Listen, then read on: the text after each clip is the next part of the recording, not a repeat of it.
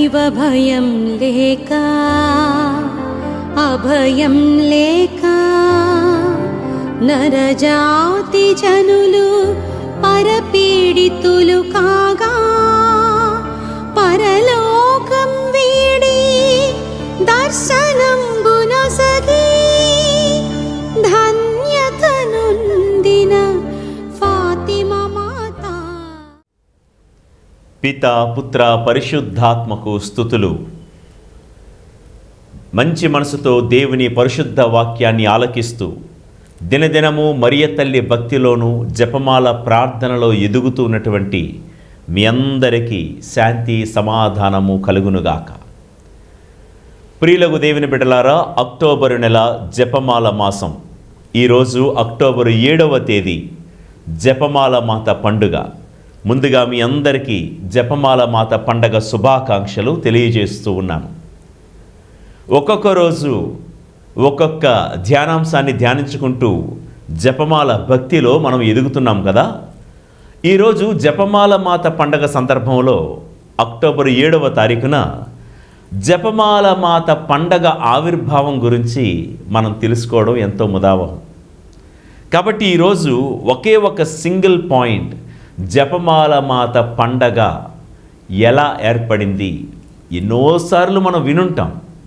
అయినా ఈరోజు పండగ సందర్భంలో మన ఈ జపమాల మాసంలో ఈ 7వ రోజున జపమాల మాత పండగ రోజులో మరింత డీటెయిల్డ్గా అసలు ఆ జపమాల మాత పండగ ఎలా వచ్చిందో మనం ధ్యానించుకుందాం, నేర్చుకుందాం. లెప్పాంతో అనే యుద్ధము ద్వారా జపమాల మాత పండగ ఆవిర్భావం జరిగింది. లెప్పాంతో అనే ప్రాంతంలో తుర్కుల మీద క్రైస్తవులు సాధించినటువంటి విజయానికి సూచనగా అక్టోబర్ 7వ తారీఖు 1571వ సంవత్సరంలో ఆ రోజున అప్పట్లో ఉన్నటువంటి 5వ భక్తినాథ పాపు గారు ఆర్ లేడీ ఆఫ్ విక్టరీగా, తర్వాత క్రమంలో 13వ గ్రెగరీ పాపు గారు 1573వ సంవత్సరంలో ఆర్ లేడీ ఆఫ్ రోసరీగా, అంటే జపమాల మాత పండగగా దీనిని స్థాపించారు. ఇక డీటెయిల్స్లోనికి వెళ్దాం. అసలు లెప్పాంతో యుద్ధానికి జపమాల మాత పండగకు ఉన్న సంబంధం ఏంటో మనం చూద్దాం. లెప్పాంతో యుద్ధం, చాలామంది అనుకుంటున్నట్లుగా ఈ లెప్పాంతో యుద్ధం 2 మతాల మధ్య జరిగే యుద్ధం కాదు. తుర్కులకు క్రైస్తవులకు మధ్య యుద్ధం జరగడం వలన మాత్రమే కాదు, 2 మతాల కోసం చేసే యుద్ధం కాదు, ఒక హిడెన్ ఎజెండా అంటామే. ఇది కేవలం తుర్కులు క్రైస్తవులు మతాల కోసం కొట్టుకుంటే జరిగిన యుద్ధం మాత్రం కాదు అన్న సంగతి ముందుగా మనం గ్రహిద్దాం. మరి ఈ లెప్పాంతో యుద్ధం ఎందుకు జరిగింది అని అడిగితే, the real cause of war at Lepanto is this: the struggle for control of land and economic power to acquire the Venetian island of Cyprus. ప్రియులకు దేవుని బిడ్డలారా, కేవలము ఆర్థికంగా బలపడడం కోసం వెనిస్ ద్వీపాల్లో ఒకటైనటువంటి సైప్రస్ ద్వీపాన్ని ఆక్రమించుకోవడం కోసం, వారి యొక్క వ్యాపారాలను అభివృద్ధి చేసుకోవడం కోసం తుర్కులు క్రైస్తవుల మీద చేసిన దండయాత్రలో ఒక భాగమే తప్ప ఇది కేవలము మత విశ్వాసాల కోసం జరిగిన యుద్ధం కాదు. ఇక డీటెయిల్డ్గా వెళ్దాం. ముస్లింలకు క్రైస్తవులకు మధ్య జరిగిన చివరి యుద్ధం ఈ లెప్పాంతో యుద్ధమే.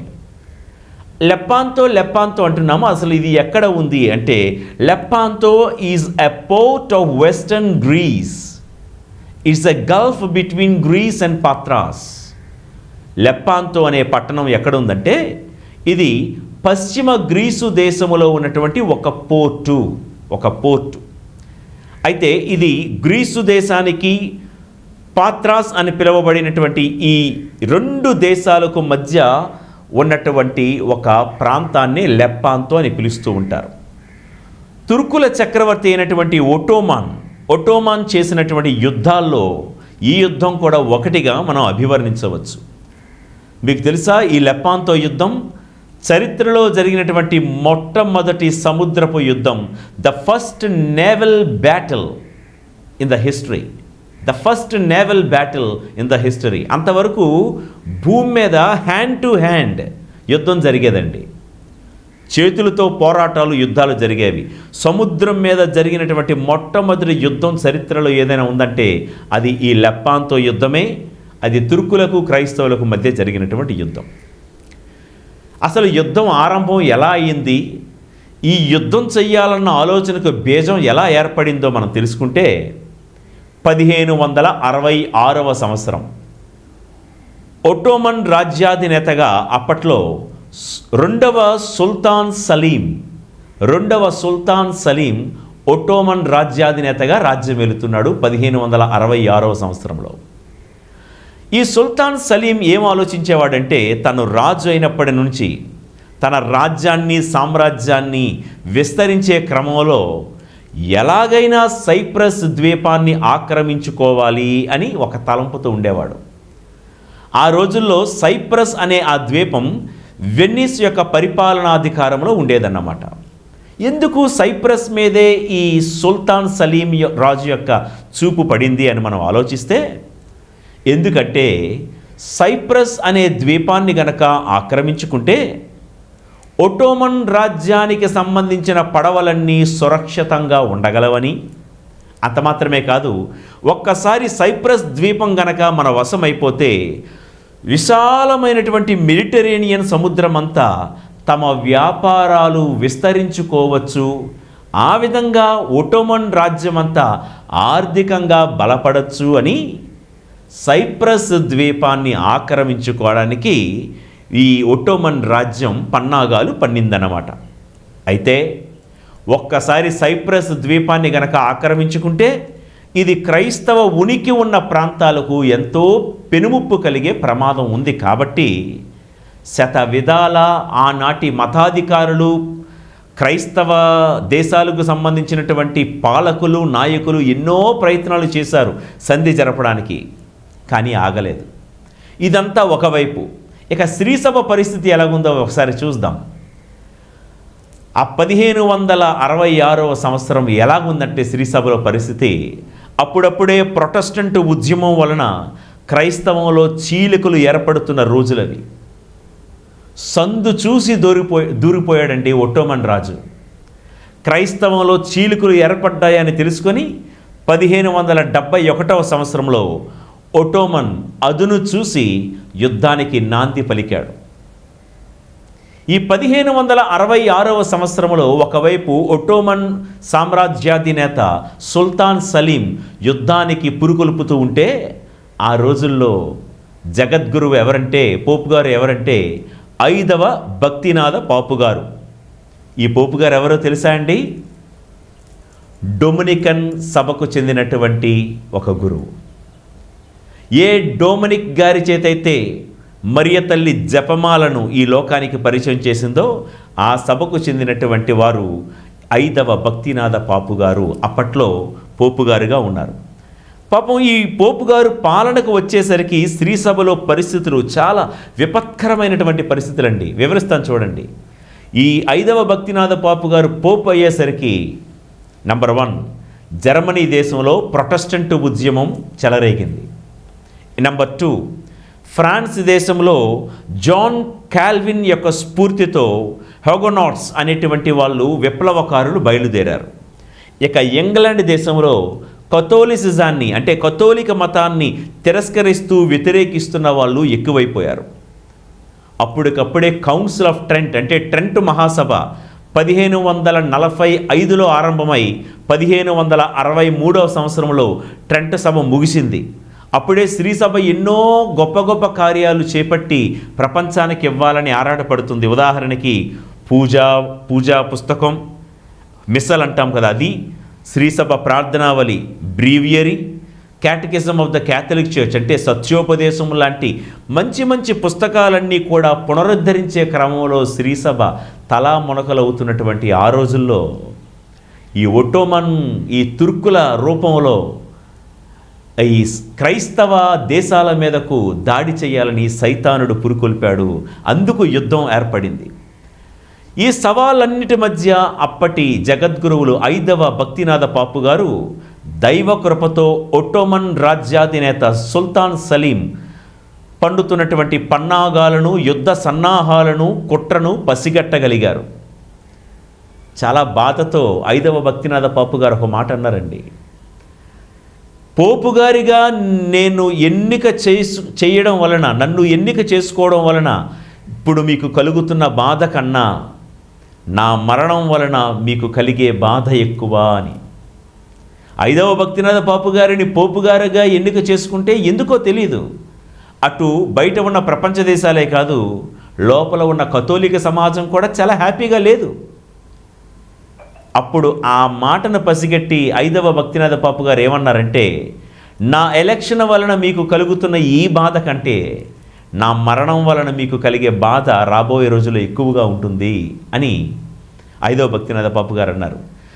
చూద్దాం, ఈ ఒట్టోమన్ సామ్రాజ్యనేత సుల్తాన్ సలీం ఈ యుద్ధం ద్వారా ఏం సాధించాలనుకుంటున్నాడో ముఖ్యంగా 3. నంబర్ 1, నేను ఇందాకలు చెప్పినట్లుగా మెడిటరేనియన్ సముద్ర తీరాన్ని మొత్తం ఆక్రమించుకొని మొట్టమొదటిగా తమ పడవలను సురక్షితంగా ఉంచుకోవాలని, సముద్ర మార్గమంతా కూడా తమ లావాదేవీలను, తమ వ్యాపారాలను అభివృద్ధి పరుచుకొని ఆర్థికంగా బలపడాలని. ఇది మొట్టమొదటి ప్రధానమైన కారణం. రెండో రీజన్ ఏంటంటే, ఇది వరకు ఇస్తాంబుల్ అనేటువంటి ప్రాంతంలో ఆ పోర్టు దగ్గర ఒక పెద్ద చర్చి ఉండేదండి. ఇస్తాంబుల్ వద్ద ఉన్నటువంటి ఆ పోర్టు దగ్గర ఉన్న చర్చిని మసీదుగా ఎలాగైతే మార్చామో, వాటికన్ నగరంలో, రోమ్ నగరంలో ఉన్నటువంటి సెయింట్ పీటర్స్ బసిలికాను కూడా మసీదుగా మార్చాలి. సెయింట్ పీటర్స్ బసిలికా మీద ఉన్నటువంటి ఆ చర్చి గోపురం మీద ముస్లింలకు అర్ధచంద్రాకారంలో ఉంటుందే ఆ గుర్తు, ఆ అర్ధచంద్రాకారాన్ని, ఆ క్రెషెంట్ను పెట్టి క్రైస్తవ్యాన్ని పూర్తిగా మట్టు పెట్టాలన్నది రెండో ఉద్దేశం. ఇక మూడో ప్రధాన ఉద్దేశం ఏంటో తెలుసా? ఈ యుద్ధం వెనకాతలున్న కారణం, పోపు గారి శిరస్సు మీద ఉన్న ఆయన కిరీటాన్ని, ఆయన మైటర్ తీసేసి ముస్లిములు ధరించే తలపాగా, టర్బన్ అంటారు కదా, ఆ టర్బన్, ఆ ముస్లిములు ధరించే తలపాగా ఎలాగైనా పోపు గారి శిరస్సు మీద పెట్టాలి అన్న ఉద్దేశం. ఈ 3 ఉద్దేశాలండి. ఈ ఉద్దేశంతో ఒట్టోమన్ సామ్రాజ్యనేత సుల్తాన్ సలీం యుద్ధానికి పురుకొల్పుతూ యుద్ధ సన్నాహాలు చేశాడు. అయితే 5వ భక్తినాథ పాపు గారు అప్పటికే 3 సంవత్సరాలుగా యుద్ధాన్ని ఆపడానికి ఎన్నో ప్రయత్నాలు చేశారు. ఇస్తాంబుల్ పోర్టు వద్ద పొంచి ఉన్న ముస్లిం సైన్యంతో యుద్ధం ఆపడానికి ఎన్నో సంధి చర్యలు జరిపినా కుదరలేదు, ప్రయోజనం లేదు. ఇక యుద్ధం తప్పదు అని భావించిన 5వ భక్తినాథ పాపు గారు ఏం చేశారంటే, యుద్ధం ఎలాగూ తప్పదు, దయచేసి మీ సహాయ సహకారాలు ఇవ్వండి అని చుట్టుప్రక్కల ఉన్నటువంటి క్రైస్తవ దేశాల సహాయాన్ని అభ్యర్థించారండి. జర్మనీ, ఇంగ్లాండ్ లాంటి గట్టి దేశాలు అప్పటికే సైన్య బలంతో చాలా బలంగా ఉన్నాయి. పోపు గారు అడిగారు, పెద్ద ఆయన అడిగారు అనేటువంటి ఏమాత్రం గౌరవం లేకుండా అప్పటికే ప్రొటెస్టెంట్ ఉద్యమం వల్ల చీలికలు ఏర్పడ్డాయి. కథోలిసిజాన్ని వ్యతిరేకిస్తున్న ఇంగ్లాండ్ దేశంలో చాలామంది ఉన్నారు. జర్మనీ, ఇంగ్లాండ్ దేశాలు, 2 దేశాలు కూడా పోపు గారు అడిగినటువంటి సహాయాన్ని నిరాకరించాయండి. అప్పట్లో పోపు గారికి సపోర్ట్గా, సహాయంగా నిలబడిన దేశాలు ఏంటో తెలుసా? Venice, Spain, PayPal states, Genova, Savoy, Malta. ఈ ప్రాంతాల్లో ఉన్నటువంటి సైనికులందరూ కూడా వారి నావికా దళాలను పోపు గారికి సపోర్ట్గా ఇస్తే వీళ్ళందరూ కలిసి హోలీ ఫ్లీట్గా ఏర్పడ్డారండి. ఈ క్రైస్తవ సైన్యాన్ని కలిపి ఏమని పిలిచారు? హోలీ ఫ్లీట్, మహాపరిశుద్ధ సైన్యం అని మనం చెప్పుకోవచ్చు. ఈ హోలీ ఫ్లీట్కి నాయకుడిగా డాన్ జాన్ ఆఫ్ ఆస్ట్రియాని నాయకుడిగా నియమించారు. లెప్పాంతో యుద్ధం గెలిచేశామని మామూలు చెప్పేస్తాం కానండి, మేము కూడా ప్రసంగాల్లో ఎంత డీటెయిల్డ్గా యుద్ధం అసలు ఎలా జరిగింది, ఎలా గెలిచామని పూర్తి స్థాయి డీటెయిల్స్ మీ అందరికీ కూడా ఈరోజు నేను మీ ముందు ఉంచుతున్నాను. జాగ్రత్తగా విని నేర్చుకొని ఈ స్టోరీని ఒక కథలాగా మీ పిల్లలకి చెప్పే ప్రయత్నం చేయండి. ఇక హోలీ ఫ్లీట్ అనగా ఏంటండి? క్రైస్తవ నావికా దళాలకు వారు పెట్టుకున్న పేరు హోలీ ఫ్లీట్. ఈ హోలీ ఫ్లీట్కి నాయకుడిగా ఆస్ట్రియా దేశానికి చెందినటువంటి డాన్ జాన్ని నియమించారు. ఓకే, ఇక బలాబలాల విషయానికి వద్దాం. క్రైస్తవ హోలీ ఫ్లీట్ సైన్యం బలం ఎంత? ఒట్టోమన్ సైన్యం బలం ఎంత? చూడండి, మీరే లెక్కలు చూడండి. క్రైస్తవ సైన్య బలం కేవలము 208 పడవలు, 68,000 మంది సైన్యం. ఒట్టోమన్ సైన్య బలం ఎంతో తెలుసా? 282 పడవలు ఎక్కువ, 87,000 మంది సైన్యం ఎక్కువ. వింటున్నారా? అయితే ఈ 68,000 మంది సైన్యం, క్రైస్తవ సైన్యం కూడా వాళ్ళేమి యుద్ధ నేర్పరులు కాదండి. అందరూ కూడా సామాన్య రైతులు. యుద్ధం అనేసరికి వారి యొక్క పారలను, పలుగులను అన్నీ కూడా పక్కన పెట్టి వారు యుద్ధం చేయడానికి, సహాయం చేయడానికి వచ్చేసారంతే. యుద్ధంలో నేర్పరులు కాదు. కానీ ఒట్టోమన్ సైన్యం 87,000 మంది సైన్యం కూడా వాళ్ళు యుద్ధంలో నేర్పరులు. అటు క్రైస్తవ సైన్యానికి డాన్ జాన్ నాయకుడిగా ఉంటే, ఒట్టోమన్ సైన్యానికి అలీ భాషా నాయకత్వంలో యుద్ధానికి సన్నాహం అవుతున్నారు. ప్రియులకు దేవుని బిడ్డలారా, ఇది యుద్ధ సన్నాహాలు. ఇంతవరకు మనం మాట్లాడుకున్నాం. ఇక యుద్ధం రానే వస్తుంది, త్వరలోనే యుద్ధం ఆరంభమవుతుందని తెలుసుకోగానే 1569వ సంవత్సరంలో 5వ భక్తినాథ పాపు గారు ఒక పేపల్ బుల్ ద్వారా, అదేంటంటే కొన్సువరెంట్ రొమానీ పొంతిఫిసిస్, అంటే ఇది శాంతా మరియా సోప్రా మినర్వా చర్చిలో ఈ పేపల్ బుల్ని 5వ భక్తినాథ పాపు గారు ప్రపంచానికి ఇస్తూ, he had set universal standards for praying rosary. ఇదిగో యుద్ధం రాబోతుంది ప్రియ క్రైస్తవ సమాజమా, మీరు ప్రతి ఒక్కరూ మీ కుటుంబాలలో, కుటుంబ పరంగా, సంఘపరంగా, వ్యక్తిగతంగా అందరూ జపమాల చెప్పాలి అని కొన్సువరెంట్ రొమానీ పొంతిఫిసిస్ అనే పేపల్ బుల్ ద్వారా 5వ భక్తినాథ పాపు గారు ప్రపంచానికి పిలుపునిచ్చారు. యుద్ధం ఆరంభమవుతూ ఉండగా విశ్వవ్యాప్తంగా ఉన్న క్రైస్తవులు జపమాల జపించమని, దివ్య సప్రసాద ఆరాధనలో పాలు పంచుకోమని పోపు గారు ఇచ్చిన పిలుపు మేరకు అన్ని దేశాలు, ముఖ్యంగా ఆస్ట్రియా దేశం వీధుల్లో ప్రజలు బారులు తీరి ప్రార్థించేవారంటండి జపమాలని. రేపు యుద్ధం జరుగుతుందనగా ముందు రోజు రాత్రి యుద్ధంలో పాల్గొనే సైనికులు, క్రైస్తవ సైనికులు, హోలీ ఫ్లీట్ 68,000 మంది సైనికులు ఏం చేశారో తెలుసా అండి?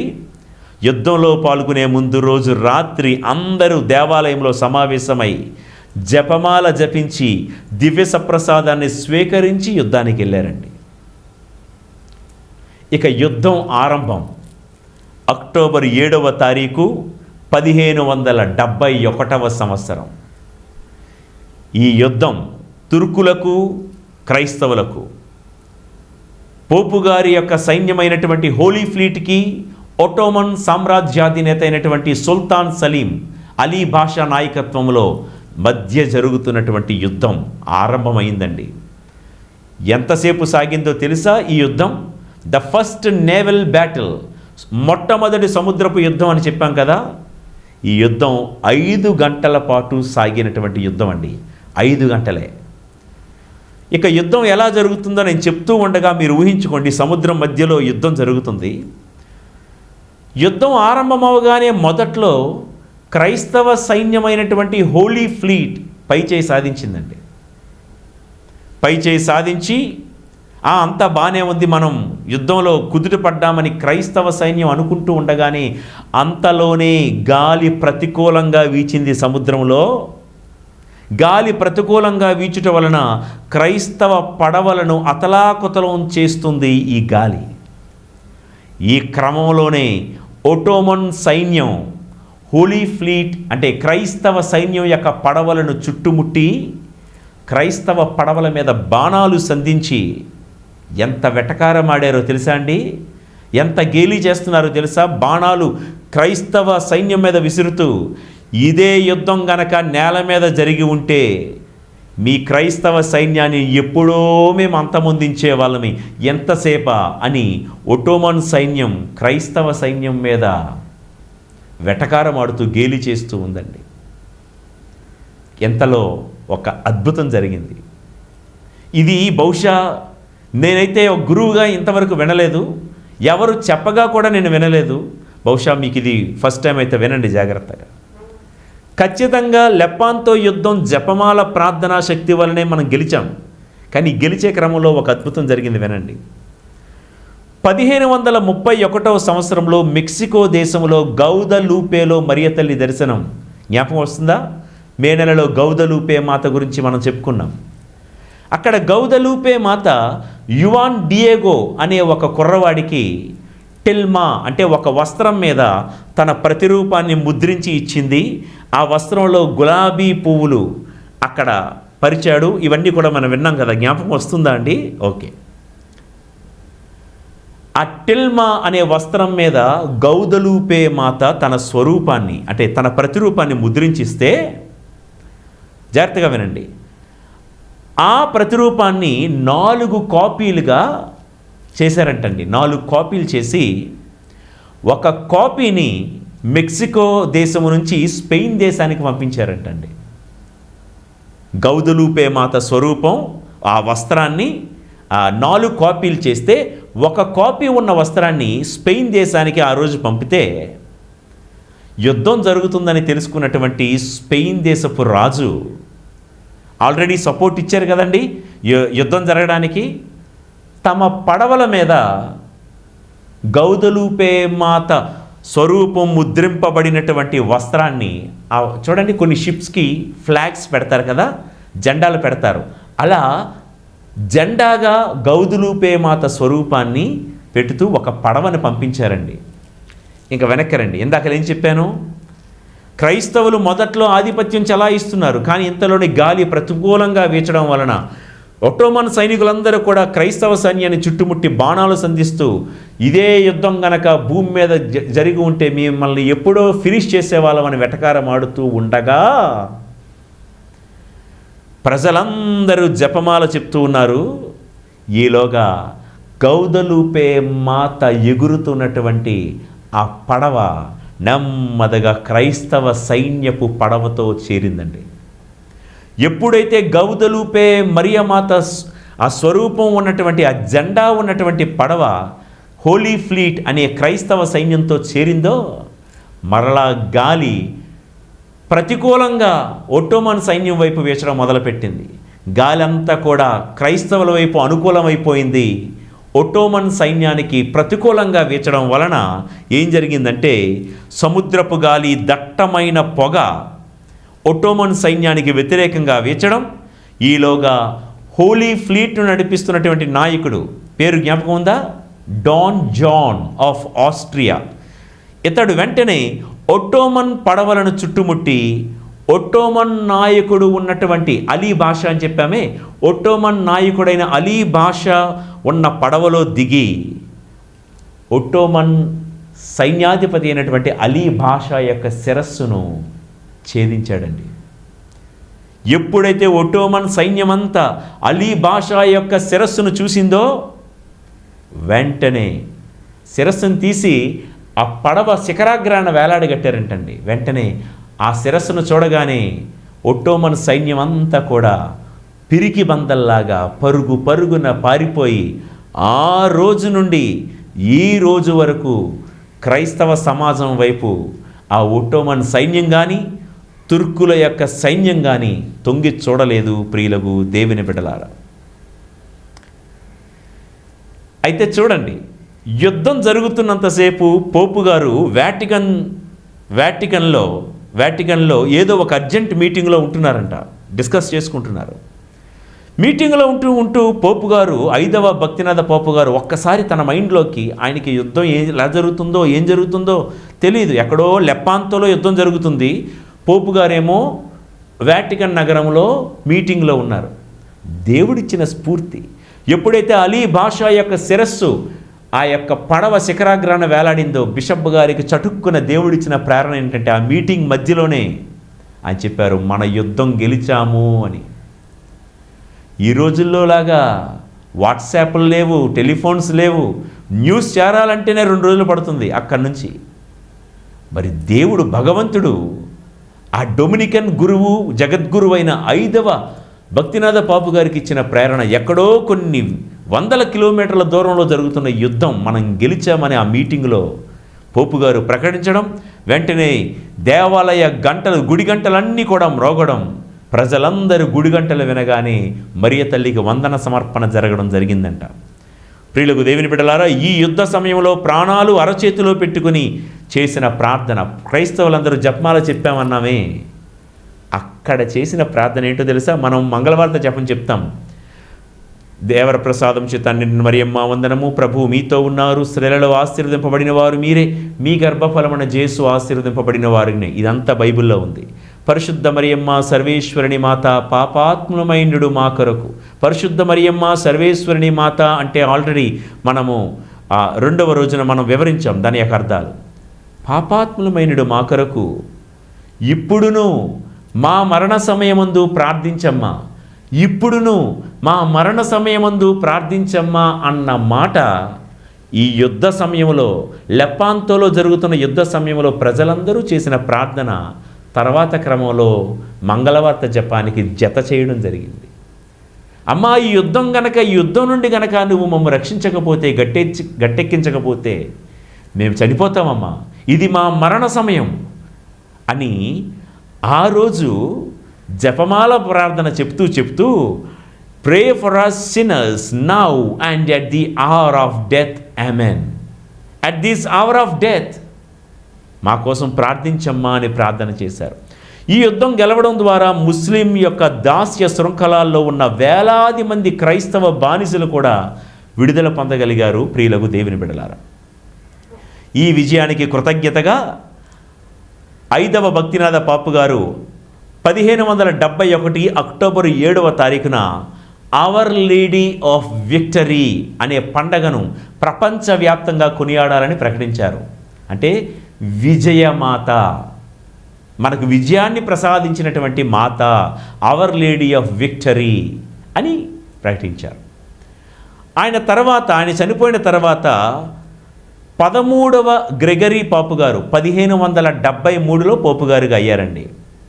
ఆయన చూసి నిజమే, ఆ తల్లి జపమాల ప్రార్థన ద్వారానే మనకు విజయం వచ్చింది కాబట్టి అవర్ లేడీ ఆఫ్ విక్టరీ, కానీ దీన్ని అవర్ లేడీ ఆఫ్ రోజరీ అంటే బాగుంటుంది కదా అని 5వ భక్తినాథ పాపు గారు అవర్ లేడీ ఆఫ్ విక్టరీగా స్థాపించిన ఆ పండగనే అదే డేట్కి, అంటే అక్టోబర్ 7వ తారీఖున అవర్ లేడీ ఆఫ్ రోజరీ, ఎందుకంటే ఆ పేరు చెప్పడం ద్వారానే జపమాల భక్తి ప్రాచుర్యం అవ్వాలని 13వ గ్రెగరీ పాపు గారు ఈ పండగను 1573వ సంవత్సరంలో స్థాపించారన్నమాట. ప్రియులకు దేవుని బిడ్డలారా, ఇదండి లెపాంతోలో జరిగినటువంటి యుద్ధం డీటెయిల్డ్గా.